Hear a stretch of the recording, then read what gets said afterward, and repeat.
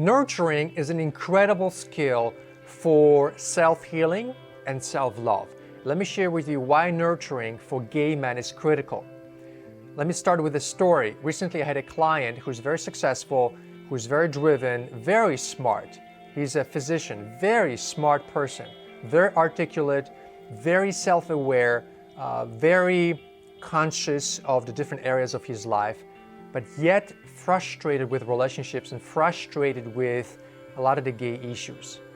And the starting point for our transformation together was to help him understand that he perhaps has not been nurturing himself.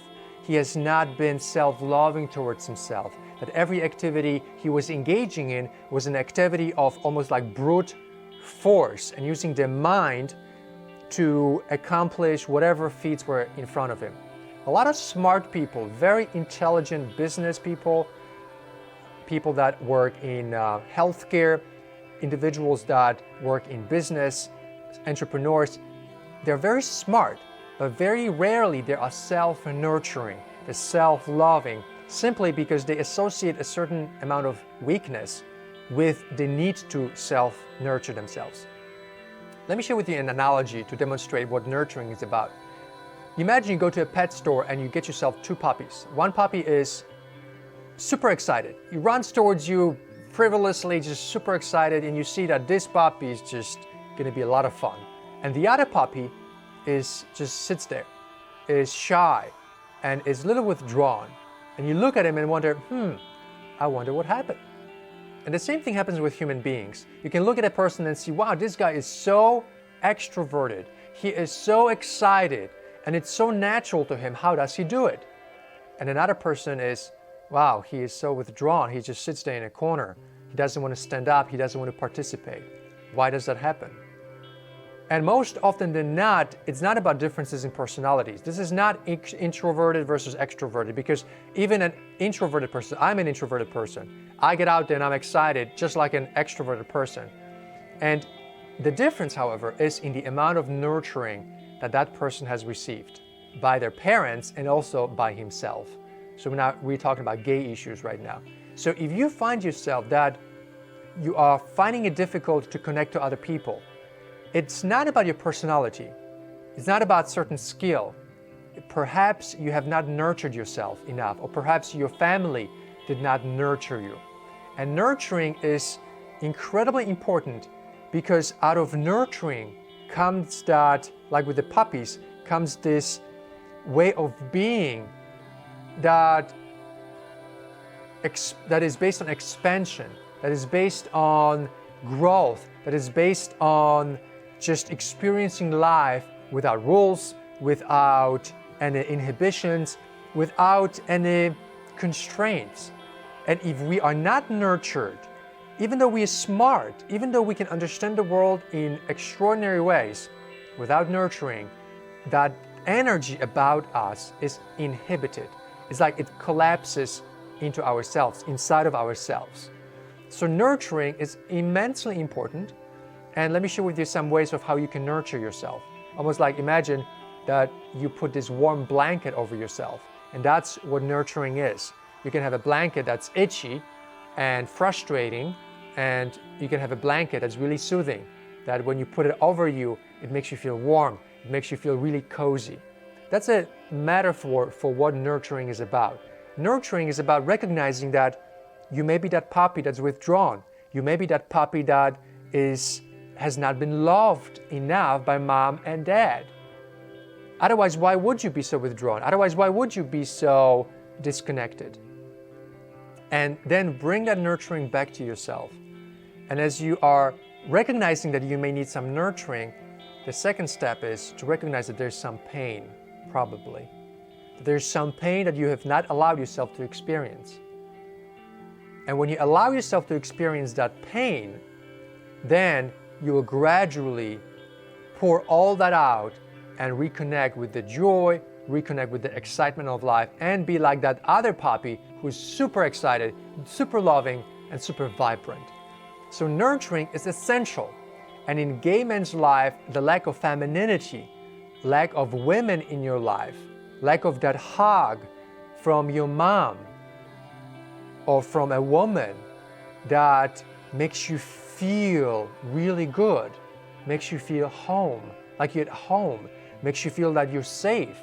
Lack of that, it creates this almost like this chronic level of anxiety. And so that's why we need to nurture ourselves.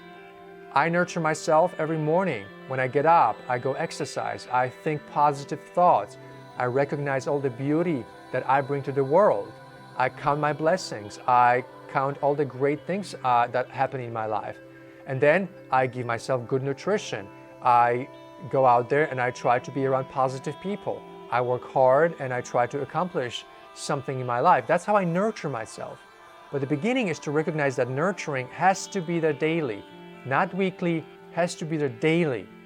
Life out there is so complex today. There's so many people out there. There's so many opportunities for rejection, for betrayal, for relationship challenges that if we stop the nurturing, we just simply can't handle it anymore. We simply can't face it the way that happy dog, that excited dog should be facing it. So that happy stance towards the world is not going to happen automatically. We got to cultivate it. And nurturing is one way to maintain it and to cultivate it and to ensure that we actually are staying happy, staying balanced, and staying in a certain mode of joy and vibrance. So here are some tasks I'd like for you to do. I'd like for you to figure out, first of all, if you are the happy puppy dog or the sad puppy dog on some fundamental deep level. And don't pretend that you are a happy dog if you're really suffering inside. Allow yourself to suffer, allow yourself to feel the pain. So that's step number one. And then, as opposed to trying to mask the pain, you simply accept it. And then you try to nurture yourself.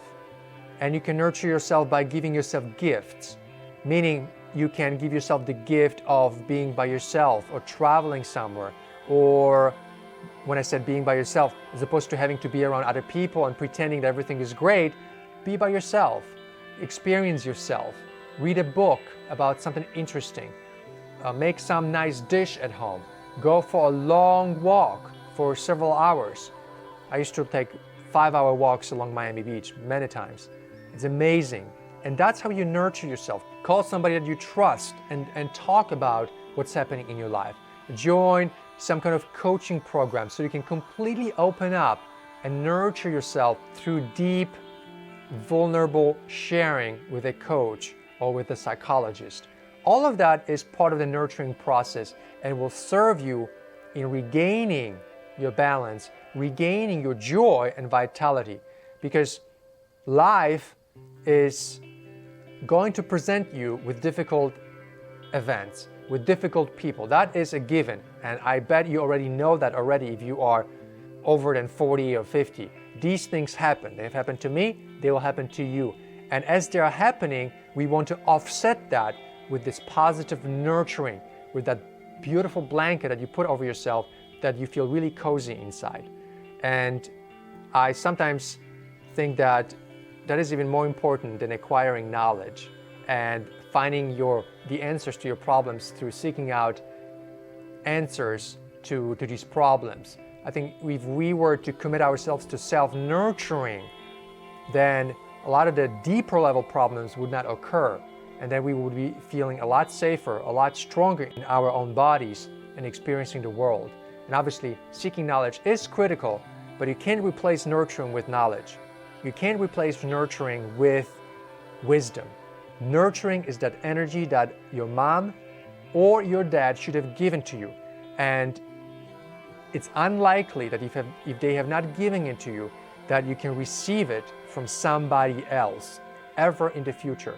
So it's important that we nurture ourselves, that we specifically plan some of these nurturing experiences over and over and over, and that we absolutely never wait for somebody to give that to you. We should never wait for nurturing to come from our lovers, our boyfriends. We should give that to ourselves. Otherwise, we're going to be subject to a codependent relationship and all these toxic relationships that happen as a result of people waiting to be nurtured by others.